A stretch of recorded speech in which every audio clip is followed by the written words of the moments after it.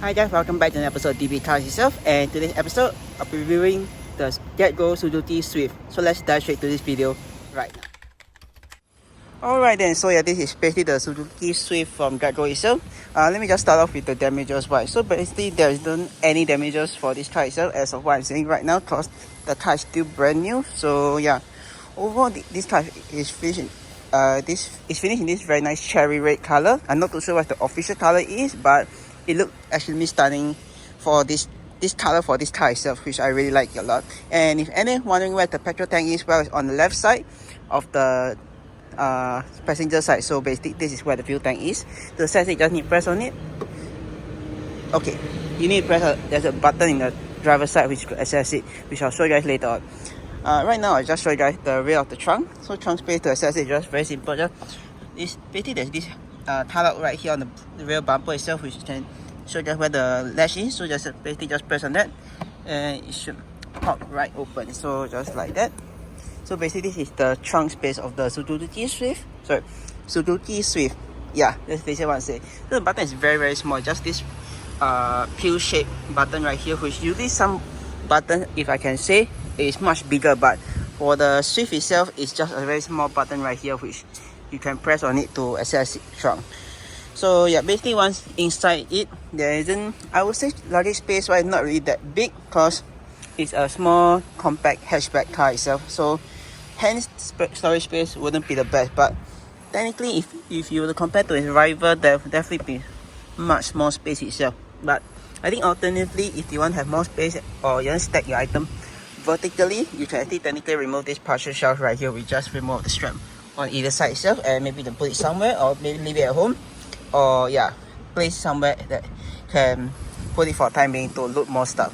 If not, then you could technically also fold down the rear seat, which I'll show you guys later on for the Swift itself. So yeah, right down below there's nothing much to show you guys other than kind of the toolkit itself. So yeah, you got some very nice hook right here to hook your stuff, but other than that, that's all for the Swift itself. So you just need to put on this lever right down here and you just close it just nice itself. You got this very nice Suzuki branding right here, and also the Swift branding, and also it's also a hybrid itself, so this is quite nice. Alright then, so yeah, moving on, let's move on to the next part, which is the rear seat. So to access the rear itself, it's very simple itself. Just need to press on this, pull this handle right here to access the rear of the car itself. And stepping right into the car itself, one thing you do notice straight off the bat is the one thing before even you step into the rear of the car is you notice the handle it has the same handle styling from the bezel itself. So that's one good thing, which makes the body, the rear door more smooth and streamlined itself, which I really like. Alright then, now we are inside the interior of the Suzuki Swift, or the Swift itself in short.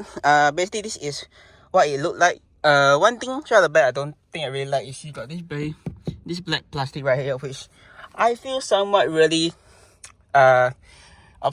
reduce the visibility, or like basically like if you have a real passenger in the car itself and you look out, you do still get a big space right here, which you guys can see. One thing, but the only downside I would say is this black plastic, which is, if I'm not wrong, is the door handle itself, somewhat reduce your view from the outside itself, which I don't really like a lot. But other than that, there's not really much to talk about. I think moving on to the next part, which I'll be talking about, will be the leg space, right? Leg space, right? Not that much, but because this is my user driving position, so hence the leg room wise will be compromised a bit. I think anyone that's slightly taller than me will have to push back the seat even more, and this will really reduce the leg room wise itself. So yeah, headroom wise is also not too bad, but still got a decent amount of headroom, yeah, so not too bad itself. I think overall some of the cars I see, my headroom is usually not legroom is usually the one that's not really have. I wouldn't say it's a big issue, but mainly it's the headroom that's always the big issue itself. So yeah, other than that, let's move on to the next part, which is what do you get. So basically you got this very nice one cut out here for your cup holders itself. So I don't think you can put your big glove or whatever big cup size right here itself. So basically like large cup like from McDonald's, I don't think you'll be able to fit right here, but maybe a small or medium should be able to fit inside, but I could be wrong itself. Moving on, you got your door handles right here to close the door itself, and that's it itself. Not much space, not much to show you guys on the rear itself for the doors itself. Moving on, next part, one downside you don't really have is an armrest, a center armrest for you guys to rest your arm on. That's the downside. Only place to rest your arm on will be on the door itself. So yeah, that's another downside of this car itself. And then another storage space or space to put your stuff, I would say will have to be this small space right here, which you could put your whatever sheet if you want to put right here itself. So yeah, and also the cutting also is very, the cutout is also not that big itself. So that's another downside of this Swift itself, which I should say. Another thing I think I'm going to move on to another thing I realized this Swift doesn't have is the center lighting itself, which you see in some other cars itself. This Swift doesn't have. The only lighting you have is at the front itself, which I'll show you guys later on. Other than that, you also got grab handle right here to hold your stuff, and it's basically the same for 3 sides right here itself. So yeah, unfortunately very weird the driver's side doesn't have it off, which is a bit weird, but other than that, rear seat last but not least, you got some ISO fitting right here itself. So yeah, other than that, that is all for the rear seat itself. I will show you guys how do you put down the rear seat for the Swift itself. So yeah, getting out I would say also isn't a big issue, but it's still manageable. The doors open do quite big, which I really like. To fold down rear seat, you just need to push on this handle right here, and the seat will drop. Technically, you have to put down this headrest itself before you could do that, which you have to press, and you just drop down. You have to remove the parcel shelf right there, and you got a decent amount of space to put your stuff in.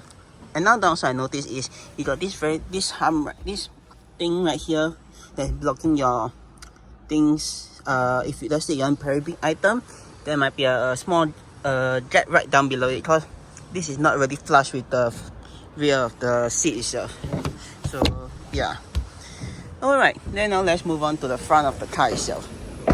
One thing right at the back, before I show you guys the inside of the car itself, if GetGo does provide us with the key itself, this car technically has keyless entry, which you can just press with this button to unlock, and I think slot your hand right in to unlock the car and press the button to lock the car itself. So yeah, alright, now let's step right into the car itself, and this is what it looked like for the interior of the Swift itself. So yeah, so basically this is how the interior of the Swift look like. I'll say in comparison to the last generation Honda Fit and the current generation Honda Fit, I prefer this interior so much better, as I don't know, it's something about it that looks and appeal to me more than the Honda Fit or the current and last generation Honda Fit doesn't really appeal to me. Somewhat about this interior that I really like a lot. So yeah.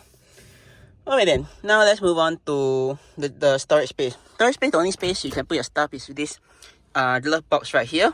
You guys can see there's this very big ass driver's manual for the car itself right there. So maybe I think if you have one more of that driver's manual itself right inside there, I think it should be able to put it just nice. If not, you could put more of the other random shit if you want to put inside there. But if not, then yeah, I think probably you could put a tissue box inside there, and that's it itself. So yeah. Moving on, you got more. So basically moving on, I'll be talking about the center console itself. So center console, this is how it looked like. You unfortunately don't have any glove box right on top here, which could rest your arm on. So yeah, so that's another downside of this car. You got your typical traditional handbrake right here you got your typical traditional handbrake right here, and more storage space right at the bottom. You got a gear knob, which we got your typical park, neutral and drive, and manual. So manual mode, once you're in manual mode, you can technically use the pedal shifters in this car itself, which is a very nice feature I really like about this car. Moving on, you got 12-volt socket outlet right there, which you could access it, or you could use your USB Type A port right there itself to charge your phone itself. Got more storage space right at the bottom right here, and 2 cup holders on the front. And alternatively, if you don't want to put your drinks right here, you can put on either side of the front of the door itself. The front of the car, which is the passenger and driver side, you got more cup holders itself, which I really like a lot. So in total, the front you got 4 cup holders itself. So yeah, moving on to the top part right here, basically got the AC control. You got your typical AC control right here. So basically, you got your front and rear defrost right here. This knob right here to adjust your fan speed. The center one then is non-functional because you can't really adjust anything at all. Basically, the front, which I'll show you just later on once I turn on the car to show just the features of this itself. So basically, these two knobs right here are adjusting the center screen right here, which I'll show you just later on once the car turned on itself. This knob right here basically to adjust the temperature, and this is a button for auto climate control itself. So yeah. Moving on, you got your AC to turn off and turn on the AC itself. And this is the off button. I think it's to directly off the AC. You got your recirculate air right here. So basically, this button right here is to either you want the air to be recirculating in the car itself, or you want direct airflow from the outside towards the cabin, towards the inside cabin of the car itself. So yeah, and this mode button I'll show you just later on once the car is turned on itself. So yeah. Alright then, now let's move on to the next part, which is the infotainment itself from Suzuki itself. This I'll show you guys, I'll just give you guys a brief walkthrough later on once the car is turned on itself. So yeah, at the top right here, you got your air vents right here on either side, which could adjust it just like that, or you can just shut it on either side itself. So yeah, and you got your hazard light button right there itself. So yeah, other than that, that's all for the center console itself. Now let's move on to the steering wheel. Steering wheel, what to say? Well, it's basically quite simple itself. So if your phone is connected to the Bluetooth audio itself, you could technically use these three buttons right here for the voice command to pick up and call itself. And this right here is for the mute switch for the infotainment itself, which I'll show you guys later on. Your volume control right here, and this is to adjust the radio station or the frequency for the infotainment itself. This button info right here is for the screen, which I'll show you guys later on as well. And mode is, if I'm not wrong, it should be controlling that as well itself. So yeah. Next on this part right here, you got your cruise control and your speed limiter itself. Basically, I would say this is basically your cruise control buttons right here itself. So yeah, right at the back you got a pedal shifter, which I already mentioned to you guys, which I really like a lot. Next up we got your wipers control right here. So basically, wipers control, you got your front and rear wipers controls, which is quite self-explanatory, quite clear cut basically. So the knob right here for the rear wipers, the main one right here we are seeing is for the main wipers at the front itself. So yeah, to activate the windscreen wiper itself, you want to wash it and just pull back, and one swipe, you can just up right here itself, and you'll just one swipe the wipers itself. On the right hand side, you got your light switch right here, which you can set it to auto headlight or just turn off itself, which you will adjust it manually itself. For the time being, I'll just leave it in auto because I prefer it's auto. Since this car has auto headlight, might as well just use it itself. So yeah, you got your turn signal right here as well, and also you got your high beam itself. High beam just to do it the other way around. Flash it, just pull it back to you, same as for the wiper itself. So yeah, that's basically all for the stock and the steering wheel itself on the Swift itself. Now let's move on to the gears itself. Gears is quite simple itself. You got your rear counter on the left and your speedo on the right. In the screen in the center, I'll show you guys later on when the car is turned on itself. There's much more function to it itself, which I really like a lot. Alright, now let's move on to the next part, which is this button right down below here. So basically, the button right down below here, you got your traction control off, turn off your traction, turn off the stop start. This is your to turn on, turn off the parking sensors, your lane keeping assist, and your front collision assist. You could turn off if you do not want it. So yeah, other than that, you got your stop button right on top itself, right there itself. So yeah, and there's more right below the air vent itself. So yeah, other than that, let me just show you guys those controls for the driver's side. So driver's side, you got your window switches right here. So basically, these four here are to adjust the windows. This is to prevent people from rolling down the window itself. This is your lock and unlock switch right here. This is knob right here to adjust the mirror itself. So to adjust it, just click it to the right, and you can just adjust it using this function right here itself. So basically, you can adjust through either pressing up, pressing down, left or right itself. So yeah, to turn off it, just do the other way around. And this right down below is your folding mirrors itself. So basically, you have to press this, the mirrors will just fold in accordingly. So yeah, other than that, now let me just show you guys the fuel lever itself, which is just right down there itself. So just pull it and the fuel lever will be open itself. Other than that, oh yeah, and last but not least, you got your hood release right at the bottom right here, which is quite nicely covered, because I don't think people will notice it that well unless you were to really look for it itself. To unleash and let it just pull back itself. So yeah. Alright then, now let me just show you the last part, which is the how to adjust the steering wheel and the seat itself. To adjust steering wheel, you just need just put on this lever right down at the bottom right here, and you can adjust it according to your liking. For the seat itself, there's a lever right here to adjust the how far, how back you want. These two levers right here, this is for the height, this is for the angle of the seat itself. So yeah, other than that, that's all for the car itself. Now let me just show you guys the infotainment and also this screen right here. So I'll just press one for this, and I'll press for accessory power, and basically the screen will just light up at the moment. So just give it a moment. So yeah, basically this is how the home screen of the Suzuki infotainment screen will look like. So basically you can connect it via Bluetooth audio, and there's many more. So basically if you want radio itself, you just press on it and it will show you guys the radio system itself. So yeah, to go back home screen, just press on this. It will just go back to home screen. Media, if your auxiliary or whatever shit that being pressed into it, it will just recognize it itself. So yeah, other than that, that's all for this infotainment itself. It's quite simple and it's basically touchscreen, which I really like a lot. So yeah, I could explore it quite a lot of things itself.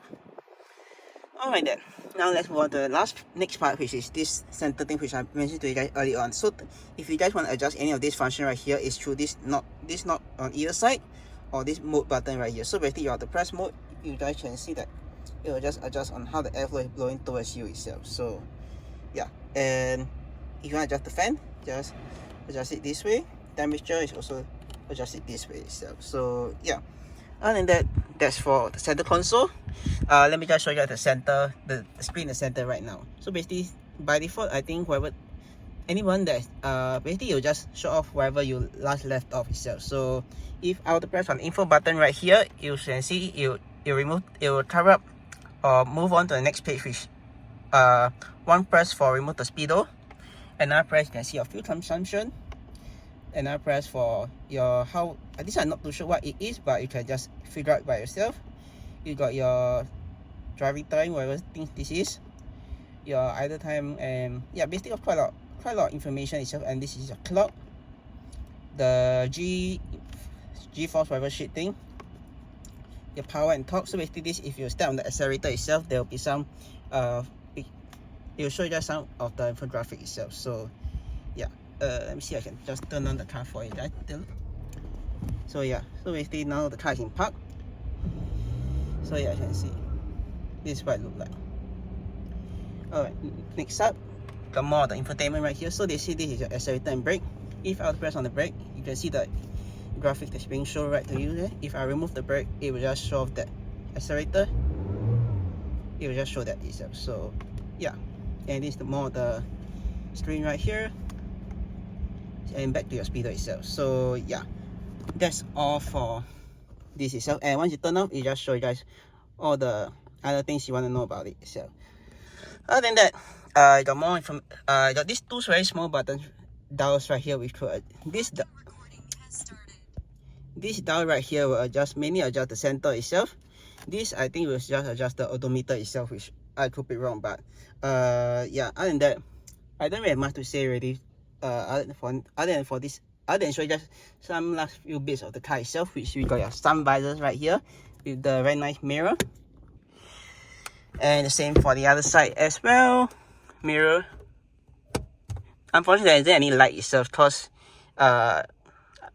it's a, I don't know. So there's some things that you expect and some things you wouldn't expect to get in this car itself. Last but not least, you got some speakers right here and your light, which don't need to turn on by this switch itself. So yeah, in the center, if you were to leave it in the center itself, it will turn on when you open the door itself. So close the door, it will just the light will just go off by itself, which will take a moment itself. So yeah, so basically it will just turn off itself, and after a while it will just turn off by itself. So yeah, other than that, I think that's basically it for this car itself. I have to say, even though I haven't really determined what's my favorite car for this year yet, I can straight out the bat say this is my favorite small hatchback car that I've driven so far. Previously was the Honda Fit, which I really like it a lot, but I think it has been dethroned, and this is my new favorite hatchback for this year itself. So yeah, other than that, let me just share just my overall thoughts for this car right now. Alright then, so yeah, basically this is my overall review for the GetGo Suzuki Swift, or aka the Swift itself. Yeah, basically everything that I just mentioned you guys to in the video itself. Straight off the bat, I can tell you guys this is my favorite car that I've driven so far. Previously, when I just got my license, my favorite car to drive other than the Honda Fit itself was the Toyota Aqua, aka also the Prius C. Unfortunately, Tribe has already removed the Aqua from the fleet, but there's still some Prius C in there, the last generation Prius C in the fleet, which hopefully I could drive one day. If not, next year once I have my 2-year I have experience for basically if you guys didn't know, if you have basically most of the rental companies, they will prefer if you have 2 years of experience under your license itself. If 1 year is, they're okay with it, but yeah, still quite shady about it, and also the age limit is another thing. So once I get 2 years under my license, hopefully I'll be able to try more of the trike vehicle, and also at the same time still also trying GetGo, because GetGo do have quite a lot of cars in their fleet, and this is one of them, which I think so far this year is my favorite. I can straight out the bat say this year, this car right here is my favorite favorite hatchback that I driven itself. So yeah, other than that, I don't really have any other complaints for this car itself. So yeah, I hope you guys enjoy the video itself. If you guys want to see more videos like this, you can click on the subscribe button down right below to see more videos like this, or click on subscribe and click on my 2 other videos. And with that, I'll see you guys next video.